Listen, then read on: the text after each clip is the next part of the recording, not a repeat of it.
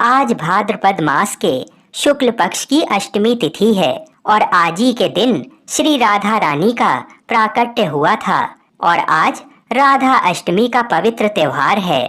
संसार में श्री राधा जैसी भाग्यवान कोई स्त्री नहीं है, जिनके पति तीनों लोकों के स्वामी श्री कृष्ण सदैव उनके कंधे पर गलबैया डाले रहते हैं। जहाँ भी श्री राधा जी जाती हैं, वह उनके अधीन होकर संग संग जाते हैं। श्री कृष्ण जी के वाम भाग से प्रकट हुई श्री राधा कठिन तप, प्रेम और सेवा करके ही श्री कृष्ण के प्रेम की स्वामिनी बनी और उन्हें प्राणों से भी अधिक प्रिय हुई हैं। आज मैं आपको सुना रहा हूँ श्री राधा अष्टमी के दिन सुनी जाने वाली बड़ी ही दुर्लभ कथाएं। तो इन कथाओं को बड़ी ही श्रद्धा और प्रसन्न चित मन से पूरा अवश्य सुनिएगा। इन कथाओं को सुनने से मनुष्यों की सभी मनोकामनाएं पूर्ण हो जाती हैं तथा पाप और संकट कट जाते हैं। ब्रह्म वैवर्त पुराण के अनुसार रा का अर्थ है पाना और धा का अर्थ है मोक्ष, अर्थात श्री राधा जी के नाम जप से ही श्री कृष्ण और मोक्ष की प्राप्ति हो जाती है। पूर्व काल में श्री राधा ने सतशृंग पर्वत पर 1 सहस्त्र दिव्य युगों तक निराहार रहकर तपस्या की। इससे वे अत्यंत दुर्बल हो गईं। भगवान श्री कृष्ण जी ने देखा कि श्री राधा चंद्रमा की एक कला के समान अत्यंत कृश हो गई हैं। तब भगवान श्री कृष्ण करुणा से द्रवित होकर श्री राधा को छाती से लगाकर फूट फूट कर रोने लगे। भगवान श्री कृष्ण ने श्री राधा को वर देते हुए कहा, राधे, तुम्हारा स्थान मेरे वक्ष स्थल पर है, तुम यहीं रहो। मुझसे तुम्हारी अविचल प्रेम भक्ति हो। सौभाग्य, मान, प्रेम, गौरव की दृष्टि से तुम मेरे लिए सबसे श्रेष्ठ और सर्वाधिक प्रियतमा बनी रहो। संसार की समस्त युवतियों में तुम्हारा सबसे ऊंचा स्थान है। मैं सदा तुम्हारे गुण गाऊंगा, पूजा करूंगा। तुम सदा मुझे अपने अधीन समझो। मैं तुम्हारी प्रत्येक आज्ञा का पालन करने के लिए बाध्य रहूंगा। जैसे आभूषण शरीर की शोभा है, उसी प्रकार तुम मेरी शोभा हो। भगवान श्री कृष्ण जी कहते हैं, श्री राधा मेरी परम आत्मा है, मेरा जीवन है। श्री राधा से ही प्रेम प्राप्त करके मैं उस प्रेम को अपने भक्तों में बांटता हूँ। भगवान श्री कृष्ण जी की सेवा से ही श्री राधा जी ने सबसे अधिक मनोहर रूप, सौभाग्य, मान, गौरव तथा श्री कृष्ण के हृदय स्थल में स्थान, उनका पत्नीत्व प्राप्त किया है। वृंदावन लीला में लौकिक दृष्टि से तो श्री कृष्ण जी 11 वर्ष की अवस्था में ही व्रज का परित्याग करके मथुरा आ गए थे। इतनी छोटी अवस्था में स्त्रियों के साथ प्रणय की बात कल्पना में ही नहीं आती और अलौकिक जगत में श्री राधा कृष्ण दोनों सर्वथा एक ही हैं। फिर भी भगवान ने ब्रह्मा जी को श्री राधा के दिव्य विग्रह का दर्शन कराने का वरदान दिया था। उसकी पूर्ति के लिए उन्होंने ब्रह्मा जी को एकांत वन में श्री राधा के दर्शन कराए और वही ब्रह्मा जी के द्वारा रसराज कृष्ण और महाभाव रूपी राधा की विवाह लीला भी संपन्न हुई। ये विवाहिता श्री राधा जी सदैव ही भगवान श्री कृष्ण के संग रहती हैं, अवश्य ही छिपी रहती हैं। केवल कृष्ण कृपा होने पर ही साधक को इस युगल जोड़ी के दुर्लभ दर्शन होते हैं। पौराणिक कथाओं के अनुसार राधा माता गोलोक में श्री कृष्ण जी के साथ निवास करती थीं। एक बार देवी राधा गोलोक से कहीं बाहर गईं। जब वापस आईं तो देखा कि कृष्ण भगवान गोलोक में नहीं हैं। उस समय भगवान श्री कृष्ण अपनी एक सखी विराजा के साथ गोलोक में घूम रहे थे। ये बात जब राधा जी को मालूम हुई तो उन्हें गुस्सा आया और वे सीधे उनके पास पहुंच गईं। वहां पहुंचकर उन्होंने भगवान श्री कृष्ण को काफी भला बुरा कहा। राधा जी का ये व्यवहार भगवान श्री कृष्ण के मित्र श्री दामा को बुरा लगा और उन्होंने राधा जी को पृथ्वी पर जन्म लेने का श्राप दे दिया। राधा रानी को इतने गुस्से में देखकर कृष्ण भगवान की सखी विराजा भी वहां से चली गईं। इस श्राप के बाद राधा ने बदले में श्री दामा को श्राप देते हुए राक्षस कुल में जन्म लेने का श्राप दे दिया। राधा रानी के द्वारा दिए गए श्राप के कारण ही श्री दामा का जन्म शंखचूर्ण दानव के रूप में हुआ था। दानव कुल में जन्म लेने के बाद भी भगवान विष्णु का अनन्य भक्त बना। वहीं दूसरी ओर राधा रानी ने भी पृथ्वी पर वृषभानु के घर पुत्री के रूप में जन्म लिया। लेकिन राधा रानी वृषभानु जी की पत्नी देवी कीर्ति के गर्भ से नहीं जन्मी थीं। दरअसल जिस समय श्री दामा और राधा रानी ने एक दूसरे को श्राप दिया, तब भगवान श्री कृष्ण जी ने राधा रानी से कहा कि आपको पृथ्वी पर देवी कीर्ति और वृषभानु जी की पुत्री के रूप में रहना है। इसके आगे भगवान श्री कृष्ण ने राधा रानी से कहा कि जब आप विवाह के योग्य हो जाएंगी तो आपका विवाह मनुष्य के अवतार में रायण नामक एक वैश्य से होगा। हालांकि वह भी मेरे अंश अवतारों में से ही एक होगा। आप धरती पर भी मेरी प्रियतम बनकर ही रहेंगी, परंतु हम दोनों को वहां बिछड़ने का दुख सहना होगा। हे राधा रानी, अब आप धरती पर जन्म लेने की तैयारी करें। सांसारिक दृष्टि से देवी कीर्ति गर्भवती हुई और उन्हें प्रसव भी हुआ, लेकिन देवी कीर्ति के गर्भ में योग माया की प्रेरणा से वायु का प्रवेश हुआ और उन्होंने वायु को ही जन्म दिया। जब वह प्रसव पीड़ा से गुजर रही थीं, उसी समय महादेवी राधा रानी एक प्यारी सी कन्या के रूप में प्रकट हो गईं। जिस दिन राधा रानी प्रकट हुई वह भाद्रपद शुक्ल पक्ष की अष्टमी का दिन था, इसलिए भाद्रपद शुक्ल पक्ष अष्टमी को राधा रानी अष्टमी के रूप में जाना जाता है। इस दिन भगवान श्री कृष्ण और राधा रानी की पूजा की जाती है। इस व्रत को करने से हमें सभी सांसारिक सुख आनंद प्राप्त होते हैं। मान्यता के अनुसार इस व्रत को करने से धन की कमी नहीं होती और घर में बरकत बनी रहती है। आइए अब मनोकामनाओं को पूरी करने वाली राधा अष्टमी की बड़ी ही सुंदर कथा को सुनते हैं। आप लोग बड़ी ही श्रद्धा से पूरी कथा सुनिएगा। एक गांव में रमा नाम की एक स्त्री थी। उसके विवाह को 5-6 बरस हो गए थे, लेकिन उसकी कोई संतान नहीं थी। एक बार श्री राधा अष्टमी का उत्सव आया। गांव की औरतें बरसाना जा रही थीं। औरतों ने कहा कि तुम भी बरसाना चलो, राधा रानी बड़ी दयालु हैं, तुम्हारी गोद जरूर भर देंगी। वह स्त्री कई महीनों से घर से बाहर नहीं निकली थी, इसलिए उसके पति और सास ने भी उसे जाने की आज्ञा दे दी। बस उसने मन में ठान लिया कि राधा रानी मेरी गोद जरूर भरेंगी। जिस दिन उसे जाना था उसी दिन उसके पैर में चोट लग गई, चला भी नहीं जा रहा था। फिर वह स्त्रियों के संग यात्रा पर चली गई। सारे रास्ते राधा कृष्ण जी का जाप कीर्तन करती हुई गई और बरसाना पहुंचकर नहा धोकर राधा जी के मंदिर में जाने के लिए तैयार हुई। राधा जी के महल में जब जाते हैं तो ऊपर बहुत सी सीढ़ियां चढ़नी पड़ती हैं। जैसे सीढ़ियां चढ़ने लगी तब वह स्त्रियों से बोली कि तुम लोग आगे आगे चलो, मैं धीरे धीरे सीढ़ियों से आ रही हूँ। मेरे पैर में चोट लगने की वजह से चला भी नहीं जा रहा है। 2-4 सीढ़ियां चढ़ने के बाद उसका पैर मुड़ गया और वह नीचे गिरने लगी। तभी एक 7-8 साल की कन्या ने उसका हाथ पकड़ लिया। रमा बोली, बेटी आज अगर तुम ना होती तो मैं नीचे गिर गई होती। वह कन्या बोली, माता ऐसे कैसे गिर जाने देती मैं तुम्हें। तब रमा ने पूछा, बेटी तुम्हारा क्या नाम है? वह बोली, लाडो नाम है मेरा, यहीं पास में रहती हूँ। वे दोनों सीढ़ियों पर बैठ गईं।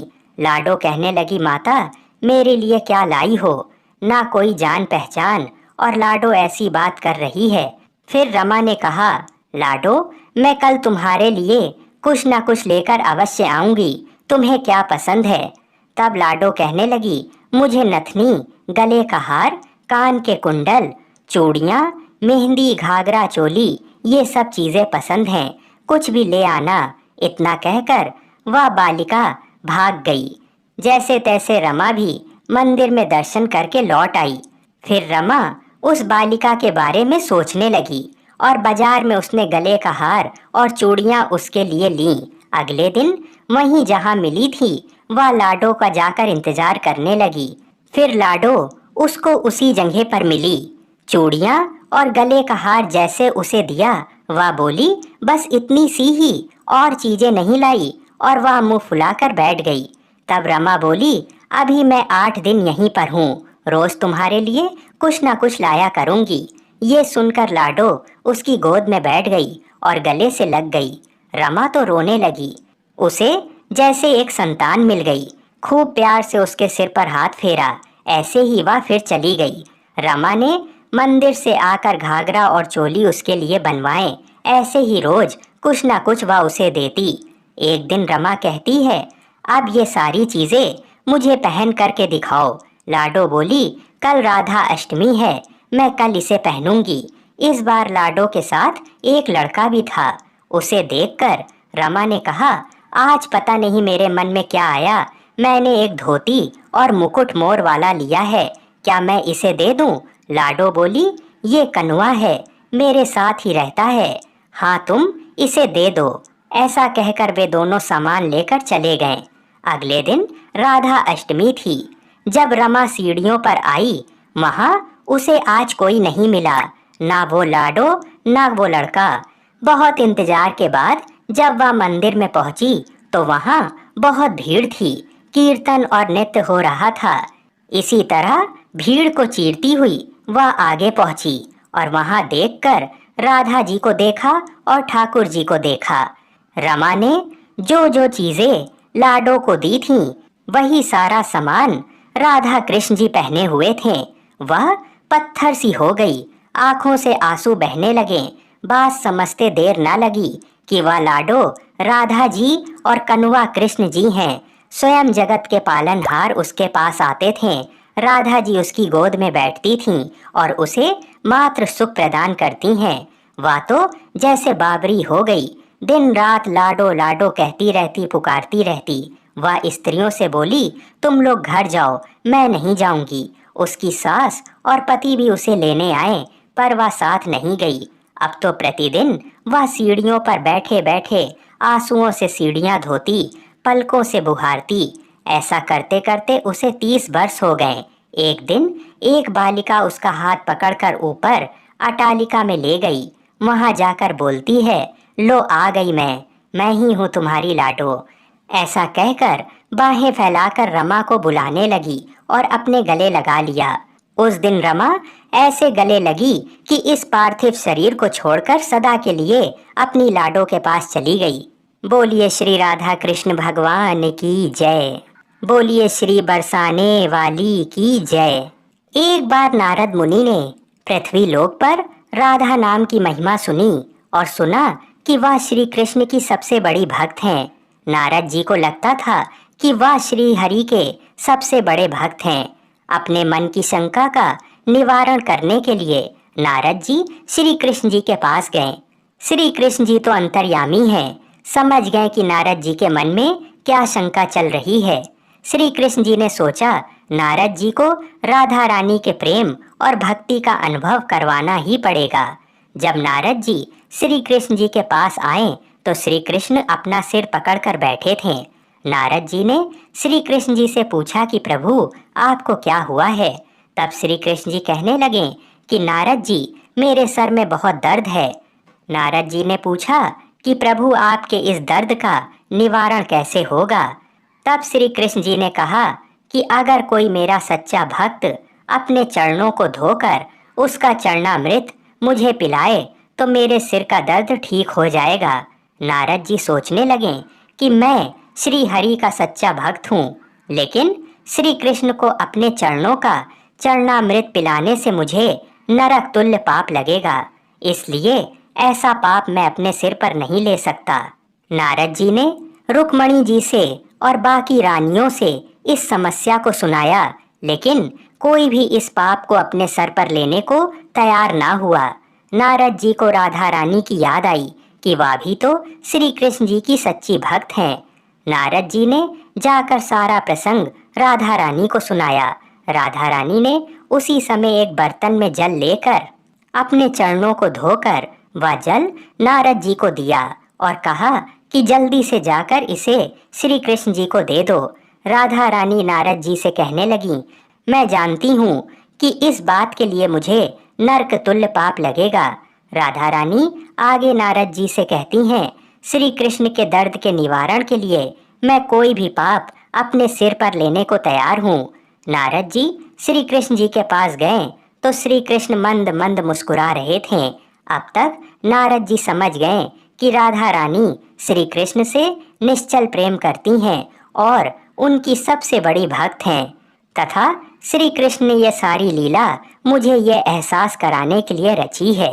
बोलिए श्री राधा कृष्ण भगवान की जय। आइए अब श्री राधा रानी के अवतरण की कथा सुनते हैं। सुचंद्र राजा नृग के पुत्र थे। परम सुंदर सुचंद्र चक्रवर्ती नरेश थे। उन्हें साक्षात भगवान का अंश माना जाता है।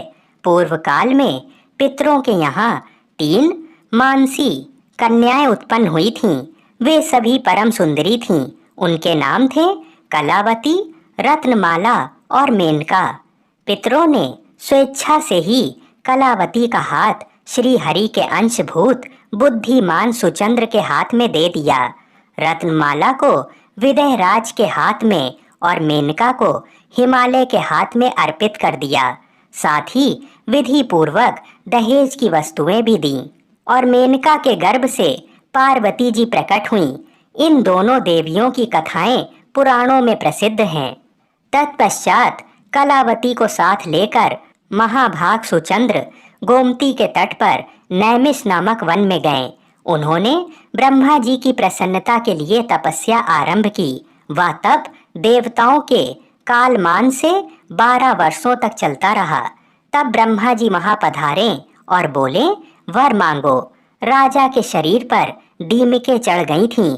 ब्रह्मवाणी सुनकर वे दिव्य रूप धारण करके दीमकों की बाम्बी से बाहर निकले।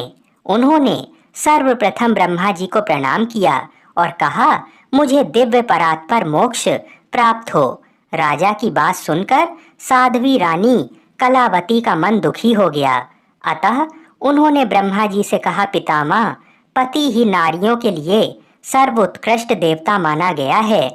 यदि ये मेरे पति देवता मुक्ति प्राप्त कर रहे हैं तो मेरी क्या गति होगी। इनके बिना मैं जीवित नहीं रहूंगी। यदि आप इन्हें मोक्ष देंगे तो मैं पति साहचर्य में विक्षेप के कारण विवहल हो आपको श्राप दे दूंगी। ब्रह्मा जी ने कहा, देवी, मैं तुम्हारे श्राप के भय से अवश्य डरता हूँ, किंतु मेरा दिया हुआ वर कभी विफल नहीं हो सकता। इसलिए तुम अपने प्राणपति के साथ स्वर्ग में जाओ। वहां स्वर्ग सुख भोग कर कालांतर में फिर पृथ्वी पर जन्म लोगी। द्वापर के अंत में भारतवर्ष में गंगा और यमुना के बीच तुम्हारा जन्म होगा। तुम दोनों से जब परिपूर्ण भगवान की प्रिया साक्षात श्री राधिका जी पुत्री रूप में प्रकट होंगी, तब तुम दोनों साथ ही मुक्त हो जाओगे। इस प्रकार ब्रह्मा जी के दिव्य एवं अमोघ वर से कलावती और सुचंद्र दोनों की भूतल पर उत्पत्ति हुई। वे ही कीर्ति तथा श्री वृषभानु हुए हैं। कलावती कन्नौज में राजा भलंदन के यज्ञ कुंड से प्रकट हुई। उस दिव्य कन्या को अपने पूर्व जन्म की सारी बातें स्मरण थीं। सुरभानु के घर सुचंद्र का जन्म हुआ। उस समय वे श्री वृषभानु नाम से विख्यात हुए। उन्हें भी पूर्व जन्म की स्मृति बनी रही। वे गोपों में श्रेष्ठ होने के साथ ही दूसरे कामदेव के समान परम सुंदर थे। परम बुद्धिमान नंदराज जी ने इन दोनों का विवाह संबंध जोड़ा था। उन दोनों को पूर्व जन्म की स्मृति भी थी, अतः वे एक दूसरे को चाहते थे और दोनों की इच्छा से ही ये संबंध हुआ।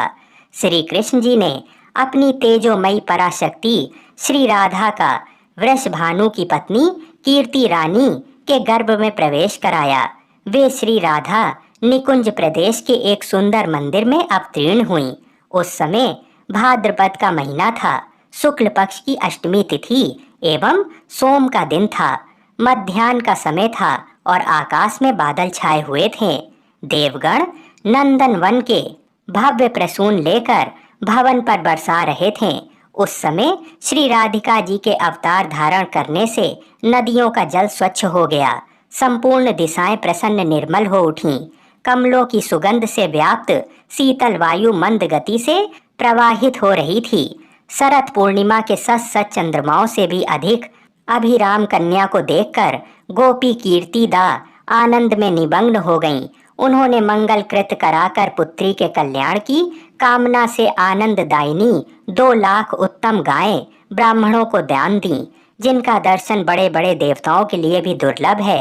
तत्वज्ञ मनुष्य सैकड़ों जन्मों तक तप करके भी जिनकी झांकी नहीं पाते, वे ही श्री राधिका जी जब वृषभानु के यहाँ साकार रूप से प्रकट हुईं और गोप ललनाएं जब उनका लालन पालन करने लगीं, तब सर्वधारण एवं सुंदर रत्नों से खचित, चंदन निर्मित तथा रत्न किरण मंडित पालने में सखी जनों द्वारा नित्य झुलाई जाती हुई श्री राधा प्रतिदिन शुक्ल पक्ष के चंद्रमा की कला की भांति बढ़ने लगीं।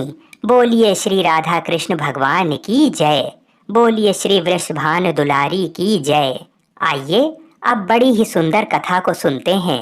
एक बार की बात है, जब श्री राधा जी पृथ्वी लोक पर चलने लगीं, तो गोलोक के श्री राधा जी के लीला पक्षी श्री सुखदेव जी ने भी साथ चलने को कहा। तो वहीं राधा जी की आज्ञा से भगवान की अमर कथा रूपी भागवत कथा के प्रचार करने के लिए गोलोक के लीला पक्षी श्री सुखदेव जी एक सुग्गी के गर्भ के अंडे के रूप में प्रकट होकर अमरनाथ में प्रकट हुए थे। वह अंडा हवा के झकोरों के कारण फूट गया था तथा अमरनाथ में फूटा हुआ पड़ा था। इधर एक बार श्री नारद जी घूमते घूमते कैलाश पर्वत पर पहुँचे, तो श्री पार्वती जी ने नारद को सत्कार करने के बाद पूछा कि नारद जी आप कहाँ से आ रहे हैं। तो नारद जी ने कहा कि मैं हर जगह घूमते हुए आ रहा हूँ, परंतु अब घूमना कम कर दिया है, क्योंकि लोगों पर विश्वास नहीं है। इसका कारण लोगों में प्रेम एक दूसरे के प्रति नहीं है, केवल दिखावे का प्रेम है, वस्तुतः नहीं है। तब पार्वती जी ने कहा, हे नारद जी, लेकिन हमारे पति भूत भावन शंकर जी में तो बहुत प्रेम है, यानी श्री शंकर जी हमसे बहुत प्रेम करते हैं। तब श्री नारद जी ने कहा कि हे पार्वती जी, जब आपके पति देव श्री शंकर जी आपसे प्रेम करते हैं, तो ये जरूर बतलाए होंगे कि श्री शंकर जी जो अपने गले में माला पहनते हैं, वह कैसी और किसकी माला है। तब पार्वती ने कहा, हे नारद जी, ये माला पहनने का रहस्य तो वे अभी तक नहीं बतलाए हैं। तब नारद जी ने कहा कि फिर आपके पति आपसे झूठा या दिखावे का प्रेम करते हैं, वस्तुतः प्रेम नहीं करते हैं। इतना कहकर श्री नारद जी वहां से चल दिए। इधर वहीं एक बार पार्वती जी ने भोलेनाथ से अनुरोध किया कि कृपा ये बताइए कि आपके गले में किसकी माला है, तथा ये वर दें कि हे स्वामी, मुझे आपसे वियोग नहीं हो और हमेशा आत्मज्ञान बना रहे, इसका कोई उपाय बताएं। आगे श्री शंकर जी ने कहा कि इस आत्मज्ञान को मैं समय से बतलाऊंगा, परंतु श्री नारद जी द्वारा जो भेद वचन है, उन भेद वचनों के समाधान को करते हुए श्री शंकर जी ने कहा कि हे पार्वती, ये हमारे गले में जो मुंडों की माला है, वह मुंड माला तुम्हारे ही मुंडों की है, जिनको मैंने तुम्हारे बार बार मरने पर तुम्हारी यादगारी में माला के रूप में धारण किया है, क्योंकि मैं तुमसे अति प्रेम करता हूँ। तब पार्वती जी ने कहा कि मैं बार बार मर जाती हूँ और आपकी मृत्यु नहीं होती, इसका कारण क्या है। तब श्री शंकर जी ने कहा कि हे पार्वती, मैंने अमर कथा सुना है, जिससे मैं अमर हूँ। ये घटना सुनकर श्री पार्वती जी ने अमर कथा सुनने के लिए श्री शंकर जी से प्रार्थना की। तब शंकर जी ने कहा, हे पार्वती, इस समय मैं तुम में अमर कथा सुनने का पूर्ण लक्षण नहीं देख रहा हूँ, फिर भी तुम्हारे आग्रह करने के कारण मैं अवश्य कथा सुनाऊंगा। यानी आज आपको अति गोपनीय कथा सुना रहा हूँ, जिसको सुनकर तुम भी अमर हो सकती हो। इसलिए आप जरा बाहर देख कर आइए कि कहीं कोई और तो नहीं है। श्री पार्वती जी ने बाहर आकर चारों तरफ अच्छी तरह देखा, तो वहाँ एक सुख सावक के विगलित अंडे के सिवा कुछ नहीं था। उन्होंने श्री शंकर जी से कहा कि बाहर कोई नहीं है। तब बीच बीच में पार्वती जी कथा सुनने के दौरान हुंकारे भरती थीं। 10वें स्कंद की समाप्ति पर वे निद्राग्रस्त हो गईं, यानी पार्वती माता को नींद आ गई। एवं 12वें स्कंद की समाप्ति पर पार्वती जी ने शंकर जी से कहा कि हे प्रभु, क्षमा करेंगे, मुझे 10वें स्कंद के बाद नींद आ गई थी, मैं आगे की कथा नहीं सुन सकी हूँ। अर्थात श्री कृष्ण उद्धव संवाद जो 11वें स्कंद में है उसको मैंने नहीं सुना तथा 12वें स्कंद की कथा भी नहीं सुनी। इधर ये जानने हेतु कि फिर कथा के बीच में हुंकारी कौन भर रहा था। अगर पार्वती माता सो रही थीं, तो बार बार हुंकारी कौन भर रहा था, ये प्रश्न दोनों के मन में जागा। ये जानने के लिए शिवजी बाहर निकले। उन्होंने एक सुंदर शुक सावक को देखा, यानी एक तोते के बच्चे को देखा। श्री शंकर जी ने पार्वती जी से पूछा, आखिर ये सुख सावक कहाँ से आ गया। पार्वती जी ने विनीत वाणी में कहा कि ये तो विगलित अंडे के रूप में पड़ा था तथा श्री भागवत कथा रूपी अमृतपान से जीवित हो गया। इस प्रकार अमर कथा की गोपनीयता भंग होने से शंकर जी सुख सावक को पकड़ने के लिए झपटे। सुख सावक उड़ गया और उड़ते उड़ते भय से श्री बद्रिक आश्रम के निकट स्थित व्यास आश्रम पर श्री व्यास जी की पत्नी पिंगला के मुख में प्रवेश कर गया। फिर शंकर जी ने श्री व्यास जी द्वारा सांत्वना प्राप्त कर वापस अपने आश्रम पर लौट गए। इधर श्री सुखदेव जी 16 वर्षों तक पिंगला के गर्भ में रहे। अंतोतगत्वा श्री व्यास जी के अनुरोध करने पर सुखदेव जी ने अपना भय बताना प्रारंभ किया। उन्होंने गर्भ के भीतर से कहा कि उन्हें बाहर आने पर माया से ग्रसित होने का भय है। यदि भगवान श्री कृष्ण द्वारा माया से ग्रसित नहीं होने का आश्वासन मिले तब वे बाहर आएंगे। व्यास जी के अनुरोध से भगवान श्री कृष्ण जी ने सुखदेव जी को माया से ग्रसित नहीं होने का आश्वासन दिया। तब सुखदेव जी गर्भ से बाहर आए और जन्म लेते ही जंगल में तपस्या करने चल पड़े तथा पुनः सुखदेव जी जो अपने पिता व्यास जी के बुलाने पर भी नहीं आए, लेकिन व्यास जी के ब्रह्मचारी शिष्य द्वारा गाए जाते हुए श्री भागवत जी के मंत्रों से अपनी समाधि को तोड़ दिया। इस श्लोक को पूरा सुनकर श्री सुखदेव जी ने समाधि तोड़ दी तथा श्लोक को सुनकर उन श्री व्यास जी के शिष्यों के पीछे पीछे चल दिए। इस घटना का मुख्य कारण भागवत कथा ही है।